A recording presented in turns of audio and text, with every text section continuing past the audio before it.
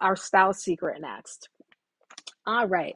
So this week's style secret is actually more of I would say education as opposed to a hack.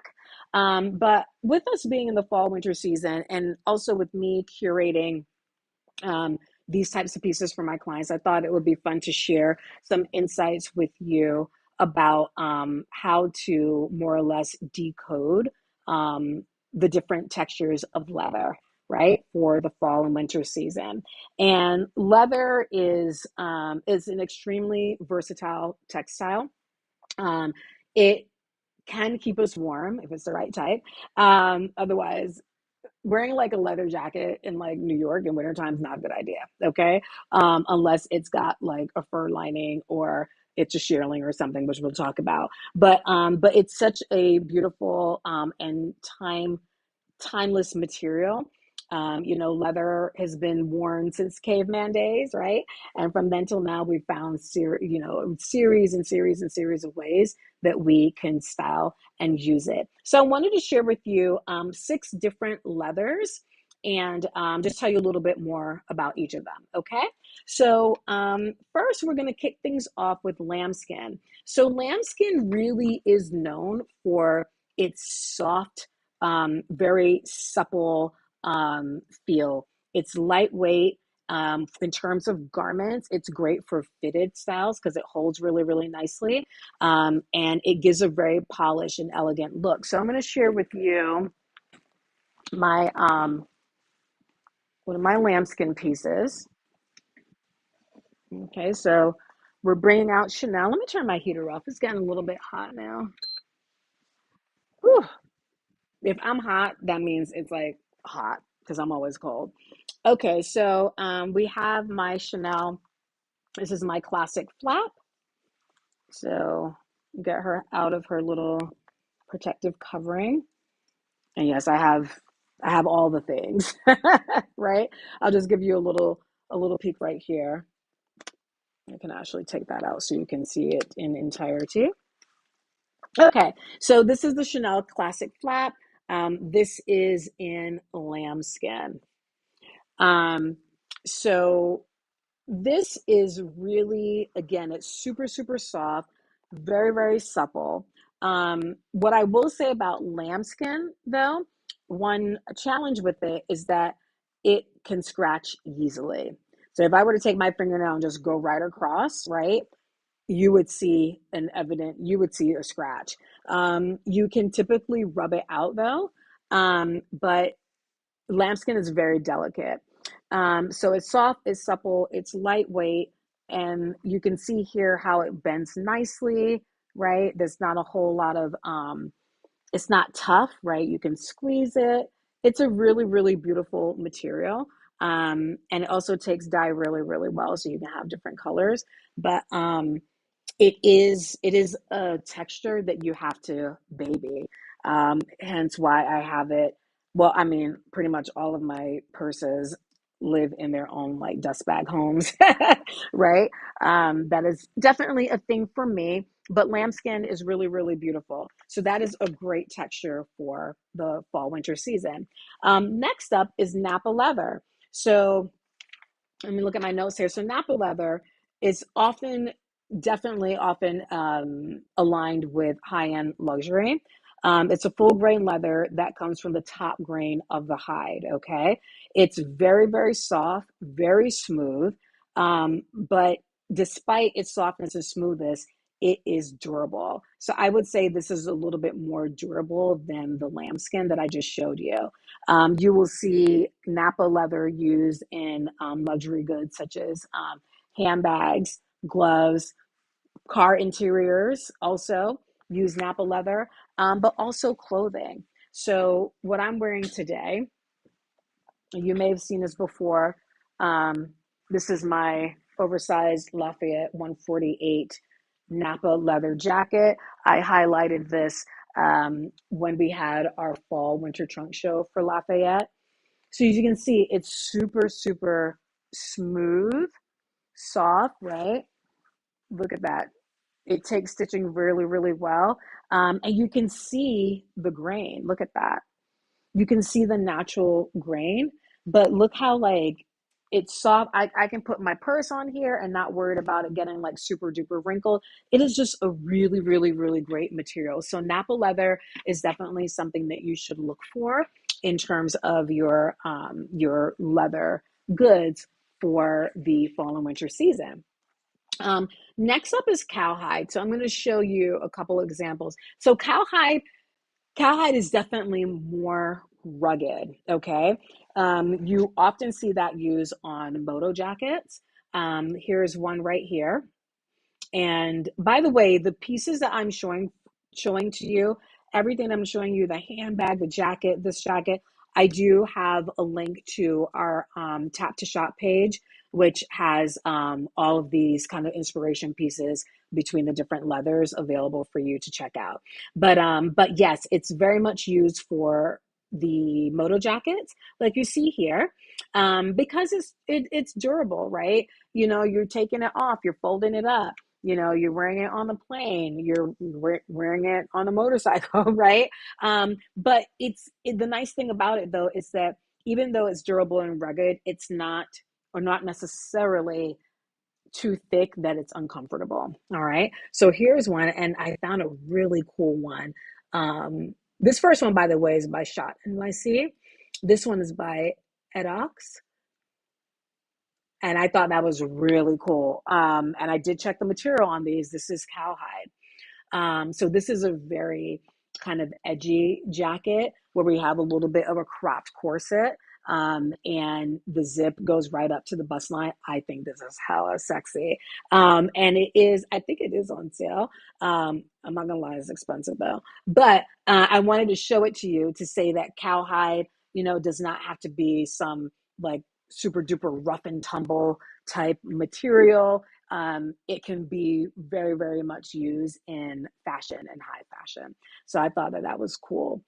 All right. So the next one I want to talk about is goat skin. So goat skin is lightweight, but it is tough. So you will see goat skin a lot of times in gloves. You will see it in shoes as well. So I want to share this shoe with you. This is funny because I actually saw this shoe in person. This is Jill Sander, by the way, and I do have a link for this in our Tap to Shop. I had a little private tour of Jill Sander last Friday morning here in Dallas to view their current collection, and they were showing these their different lines and shoes and so on. And there's one particular portion of the line that is kind of done with Japanese focus, and the theory behind it is we want to take the we want to revel in imperfections, meaning like not everything is perfect, and the beauty is in the imperfection. And so when they were talking about it, they actually talked about the shoes. And this is a side profile of the shoe that you're seeing right here, but they have a flat version as well. And similar to when you could see the grain in my jacket, you could see the grain in the shoe.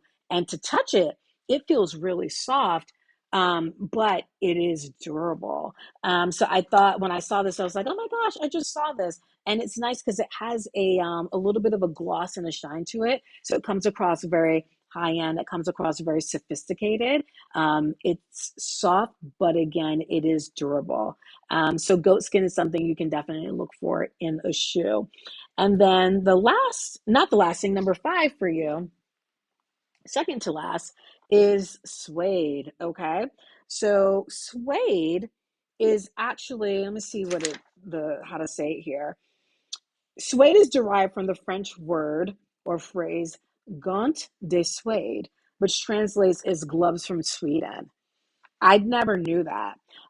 So suede is actually the underside, okay? The underside of the tan hide. So that's where we have a little bit of nap, okay, and that texture that you can feel.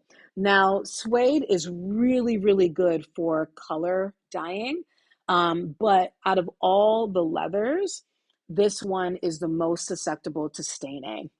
So you have to be careful when you're wearing that suede jacket, coat, dress, shoe, boot, that before you start wearing it, And you can buy some at Amazon, but get that suede spray to protect it, to maybe make it a little bit more resistant to stains and or water.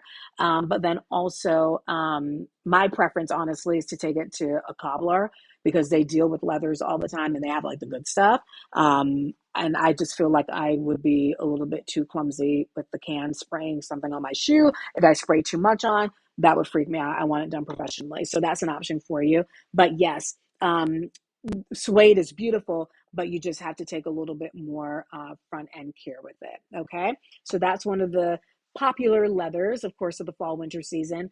And the last one is shearling. This is one of my favorites. All right. So shearling, this right here is great for this time of the year. Shearling is a combination of both the leather and the wool. Okay. So most shearling, I believe, is made from sheepskin. So you have the wool of the sheep on one side, and then you have the leather, right, on the other. And in this case, the leather here is more of a suede, but you do have kind of leather moments where you have soft leather like this that is coupled with the wool of that particular animal. Again, a lot of the times it's sheepskin. And it can come in a lot of different colors. I showed a couple of a really nice example actually in that top to shop. Again, that link is available, will be available in the show notes. So here's the back of it. What I find too with a lot of shearling pieces is that they can be reversed, that you can wear it with the wool exposed or the leather exposed. Depends on the style, depends on your mood. So you have that opportunity to do that. And what is also really cool about shearling is that it can be made in different, thank you for that thumbs up. It can be made in different products as well. So, for example, when I went to Jill Sander last week, oh my God, they had some, a handbag nut. They had some gorgeous, gorgeous handbags that were shearling. So I'm going to be posting a video on that on Instagram pretty soon. And if you're not following me on Instagram, make sure you follow. There's my handle right up there. That way you can see my reels, my stories, to see all the fun things that we do here fashion wise. Yeah, there was a beautiful, beautiful shearling. There were like two or three of them that were absolutely gorgeous. Okay. So that's your rundown for our style secret in terms of the different types of leathers that we can rock. To review, we have lambskin, we got Napa leather, like what I'm wearing today, cowhide, goat skin, suede, and shearling. So I would, when you're thinking about these different materials, think about your personal style, think about the intended use, think about the environments that you're going to be when you wear it. It's anything that we put on our bodies, it really needs to be conducive to our lifestyle. But think about leather in really creative ways. Don't think about it as like, oh, I want a pair of leather shoes, or I need a handbag that's leather. You can really think about it in other ways as well, particularly with clothing. So I'd love to know of the different types of leather that I shared with you today. Which ones do you have already that exist in your wardrobe? But also, which ones would you like to incorporate for the fall winter season?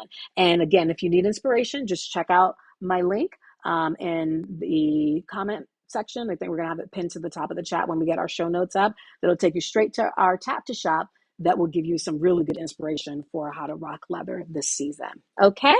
Thank you for watching that. And don't forget to like, share, and subscribe. All right.